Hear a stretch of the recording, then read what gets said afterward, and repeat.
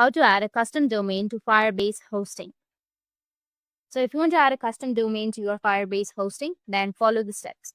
First, you need to go with your Firebase hosting and select your project.